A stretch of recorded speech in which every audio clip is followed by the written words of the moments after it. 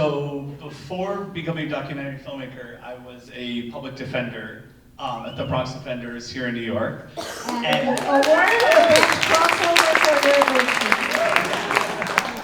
And I had I represented families like Nigel and Dayna, and had and was horrified by what I had seen, and was interested in sort of calling attention to this issue and telling a story that really hopefully broadcasts this to a larger audience.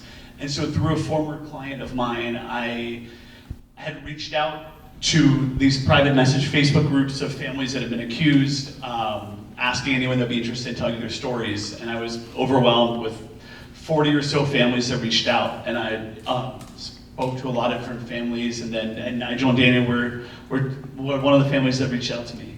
And were interested in having their story told. For you guys, you know, when most of us go through something this traumatic, we'd rather not think about it ever again. What made you say yes to memorializing it? Well, I mean, for the first several months, it was definitely a no, never again kind of situation, or don't want to think about it. But as the years went on, we knew that we wanted to tell our story, not for ourselves, but for people to be aware of what's happening and what's happening to families every day, and the trauma that this state or that these people can make up that force your family apart. And I was also thinking, you know, when we think of incarceration docs, we think of protagonists who look and live very differently, right? So this is, and of course this is about this specific trial, but it's also about the inhumanity of the carceral system and how we've been conditioned to think that it's someone else's problem. If we live our lives down the straight line, then they won't come for us. But they did. And I would just, you know, and you guys keep saying it, but how do other people do it? And I just wanted your thoughts on it before I opened it up, because I thought that was my biggest takeaway from the film. Yeah, so primarily, and I think we alluded to it in the film, where it's like, no matter how much sort of money or resources you have, it's all going down the drain. But I mean, we had to take a second mortgage out on our home. I had like $100,000 of credit card debt. We had, you know, friends and family members doing like HELOCs, and then we had the, you know, support of grandparents. I literally could not have imagined what it would be like to not have, you know, family and resources and support, because, you know, our attorneys were not cheap. And it's just, you know. Is it working? Yes. Okay. I was just going to say that it really doesn't matter who you are, where you come from, or like how much money you have or don't have. This experience is hell, and it's going to be hell no matter what. And I mean, it takes a lot of strength, and there were many moments in which I did not think I had that strength, but having a support system was very helpful too. I just opened it up.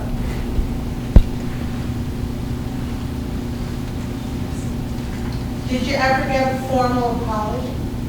No. No, of course not. I would mistake never apologize.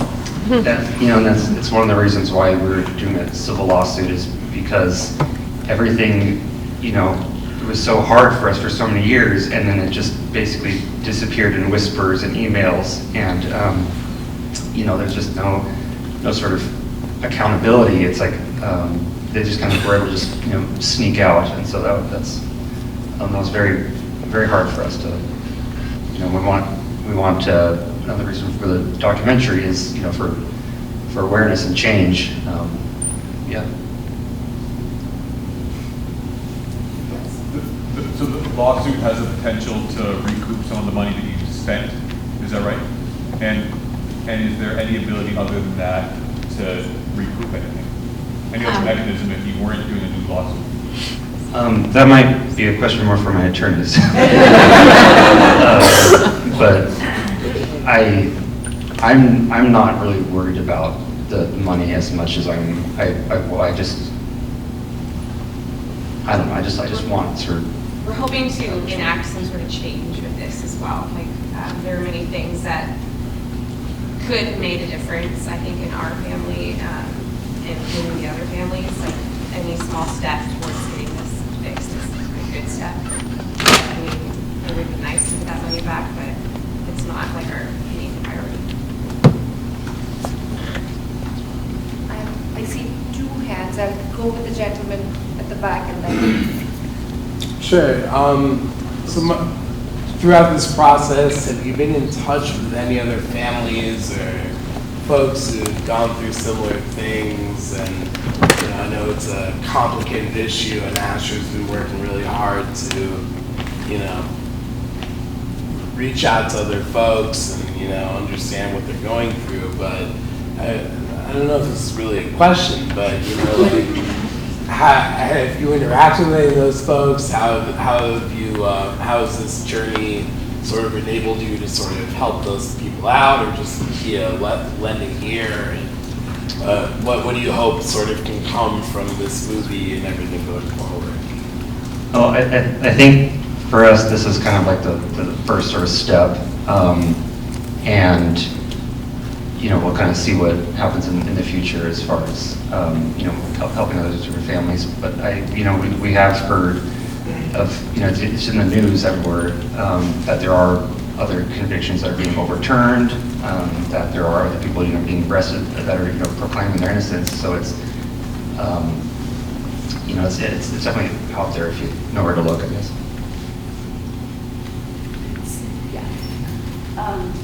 Hi. This was I guess I don't have words now, but full disclosure, I watched your home security footage and helped edit and take notes and I haven't watched the movie at all. I haven't watched anything since, and watching the movie just brought me back to living with you guys. Morning, like I started my day with you and I went to sleep with you. And my real question is, how are you? How is it? How's Jaden? How's Emily? How's watching this now after the fact? Put up security family for what? Oh. Okay. We definitely did not think that people would be watching all of those, when we put them up. So we're doing good. Emily and Jaden are doing great. Jaden is in 2nd grade. Emily's in kindergarten this year. Emily's a firecracker, as you saw. I mean, to say that it's all better is wrong. And that's something that actually Nigel and I talk about often. Is what's hard when telling people our story now. It's it's wrapped up in this neat little bow, and people just say "Oh, I'm glad it worked out." And I'm like, okay, like 3 years of extreme trauma and now extreme paranoia, and I mean, it just isn't wrapped up in the pretty bow that people want it to be wrapped up in. But we are working every day towards being more normal. Yeah, and I don't have security cameras in the home anymore. That was only a month or two afterwards, so I'm not that paranoid. But one of the really hard things is the first couple of months, our kids were actually in foster care, for a few months, and then they were returned to our home. So then I was arrested and kicked out of the home, and what wasn't able to be sort of presented in the documentary was that I had 1 hour visits at the DHS office, through a one-way mirror, once a week, for a year, twice a week. I mean, it's just there was points where we were living in cars or hotels to be close to the sort of foster families. I mean, it was hell for a long period until got to sort of daily visits and more routines, and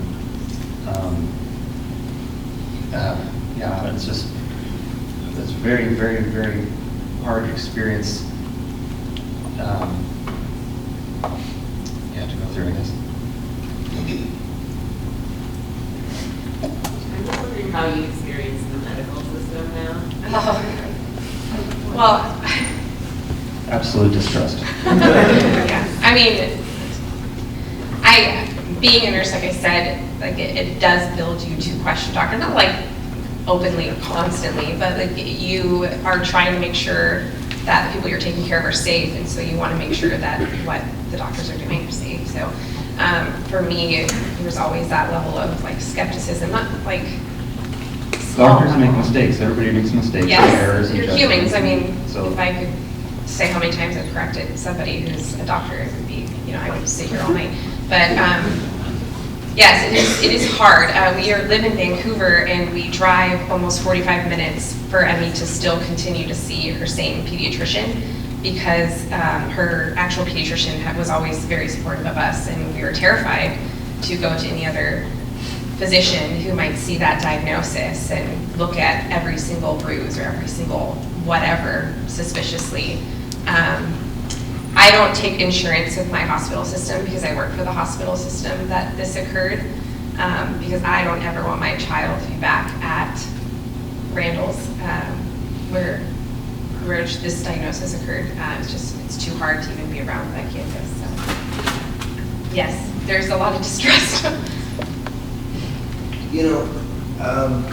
As I'm watching it, I'm seeing two stories, and I'm wondering, and I'm seeing the police and the people who came to your house and saying, look how cold, how could you not see the innocence of the people? And yet, understanding, they see this every day, so much of it, and so many of the people seem like nice people. What do you think could make a change that would help?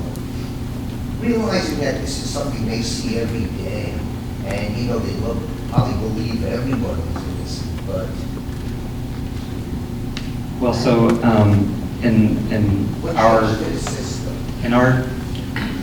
interactions in our case specifically, it wasn't just physicians who lied about this diagnosis, and it wasn't the caseworkers lied in a lot of their reports to further some sort of agenda. The police lied in a lot of reports, like we're suing numerous parties for a lot of their wrongdoing. It wasn't just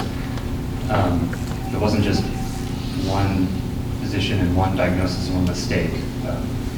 There's a lot of Collaborative efforts of making a narrative that was not true. It's almost like an industrial complex, right? It is. Yeah. Well, I was just going to add on that note. I mean, I think there's systemic changes that can be made at different levels, right? I think what's particular to this diagnosis, I know one thing that people have been calling for is whether it's the National Academy of Sciences or some large overview of whether or not, the validity of the underlying science of this diagnosis. And that's something that's happened in other countries but hasn't happened here. So that's sort of, I think, specific to the diagnosis, something that could occur.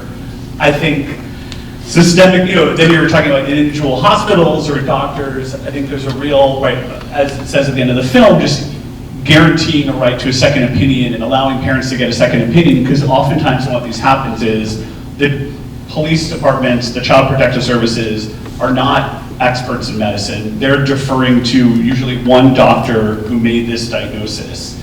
And then once they make that diagnosis, all these balls start rolling. The kids are removed, the parents are incarcerated or arrested. And it's very, very, very hard to undo, which is obviously what you see in this film. So I think providing second opinions, providing resources so people can get those second opinions, because obviously if you can't afford a second expert and you're not guaranteed one, then all you have is the state's witness, and it's incredibly hard to overcome that.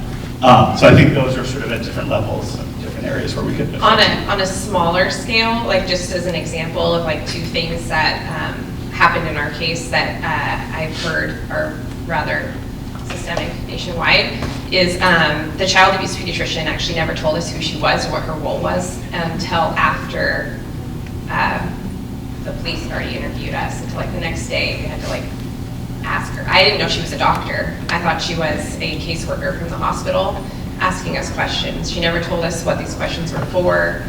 And then that entire interview was unrecorded, and so she took our words and twisted them and lied and made things up. And you can actually see the stark contrast between like her note and the caseworker's note who's with her. There are differences in between them. So having that recorded would be certainly helpful in preventing twisting of facts that they like to do. I think we're at time. Thank you so much for sharing.